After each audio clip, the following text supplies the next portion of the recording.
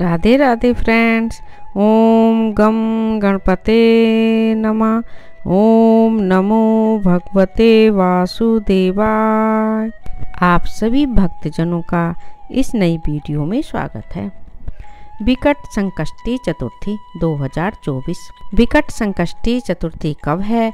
व्रत से मिलेगी आर्थिक संकट से मुक्ति। जाने शुभ मुहूर्त, चंद्र दर्शन का समय। विकट संकष्टी चतुर्थी का व्रत करना स्त्री एवं पुरुषों के लिए शुभदायी फल होता है। इस दिन भगवान गणेश जी की पूजा अर्चना की जाती है। इस व्रत को करने से व्यक्ति के जीवन में मंगल का आगमन होता है। इसके साथ ही व्यक्ति को सभी प्रकार के आर्थिक संकटों से भी मुक्ति मिलती है। हर वर्ष वैशाख मास के कृष्ण पक्ष की चतुर्थी तिथि को विकट संकष्टी चतुर्थी मनाई जाती है। इस वर्ष 27 अप्रैल 2024 को विकट संकष्टी चतुर्थी मनाई जाएगी। इस दिन भगवान गणेश जी की पूजा अर्चना की जाती है। इस व्रत को शुभ कार्यों में सिद्धि प्राप्ति के लिए रखा जाता है। इस व्रत को स्त्री और पुरुष दोनों ही कर सकते हैं।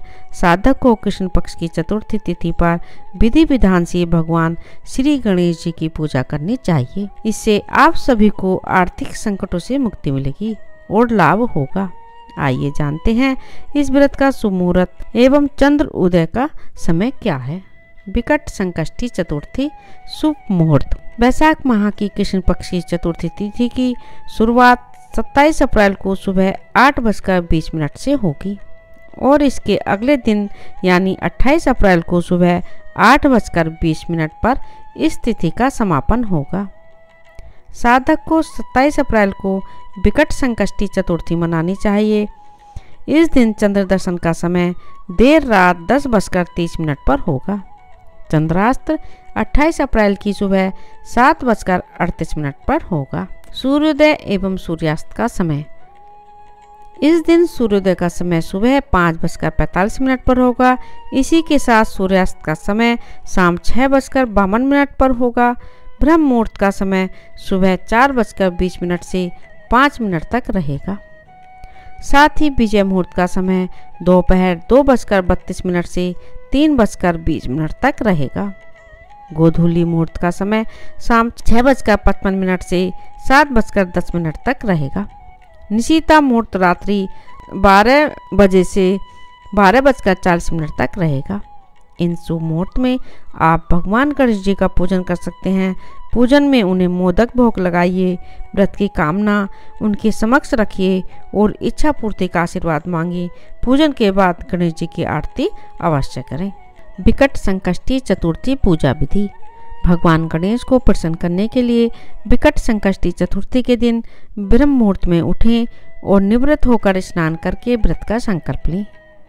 सूर्योदय के समय भगवान सूर्यदेव को जल से अर्घ्य दें और इसके बाद मंदिर की साफ सफाई करें और गंगा जल का छिड़काव कर शुद्ध करें। मंदिर में एक चौकी पर लाल या पीला कपड़ा बिछाकर भगवान गणेश जी की मूर्ति स्थापित करें। अब गणपति बाबा को दूर्वा और मोदक अर्पित करें। देसी घी का दीपक जलाकर आरती करें और गणेश चालीसा का पाठ अवश्य करें। पूजा के दौरान मंत्रों का जाप करना बहुत ही फलदायी होता है। इसके पश्चात गणेश जी मोदक, फल और मिठाई का भोग लगाएं। अंत में भगवान गणपति का प्रसाद लोगों में वितरण करें और खुद भी ग्रहण करें। विकट संकष्टी चतुर्थी पर अगर हो सके तो अपनी सामर्थ्य के अनुसार दान भी कर सकते। गणेश गायत्री मंत्र। ओम एकदंताय विद्महे वक्रतुंडाय धीमहि तन्नो दंती प्रचोदयात्।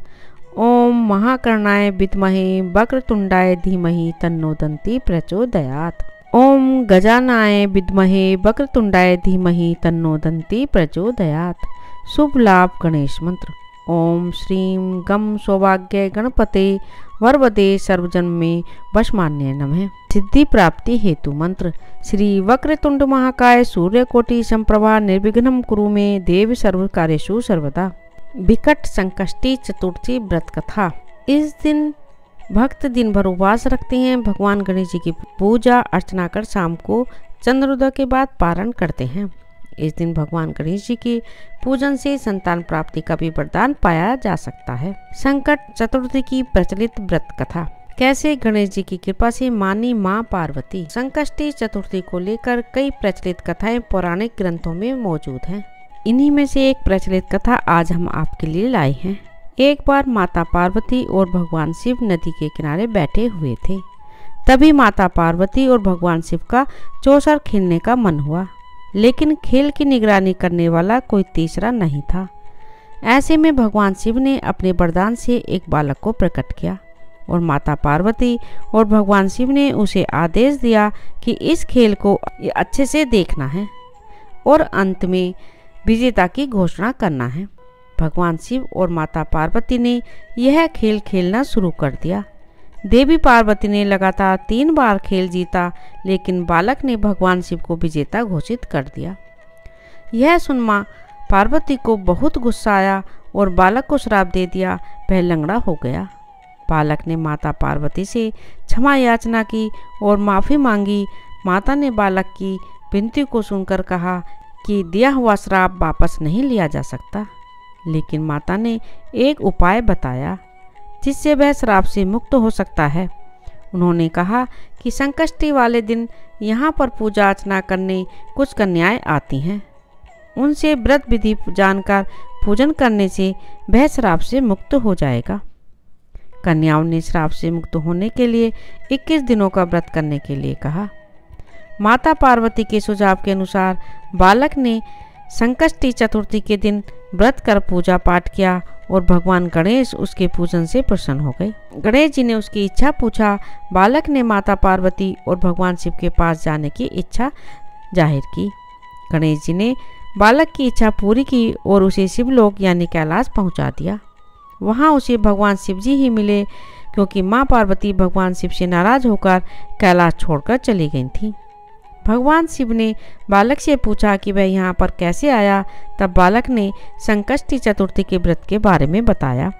इसके बाद भगवान शिव ने माता पार्वती को मनाने के लिए संकष्टी चतुर्थी का व्रत और पूजन किया, जिससे प्रसन्न होकर माता पार्वती कैलाश वापस आ गईं। इस व्रत को लेकर ऐसा कहा जाता है, जो भी इस दिन सच्चे मन से विघ्नहर्ता भगवान गणेश जी की पूजा अर्चना करता है, उसकी सभी मनोकामनाएं पूर्ण होती हैं और कष्टों का निवारण होता है।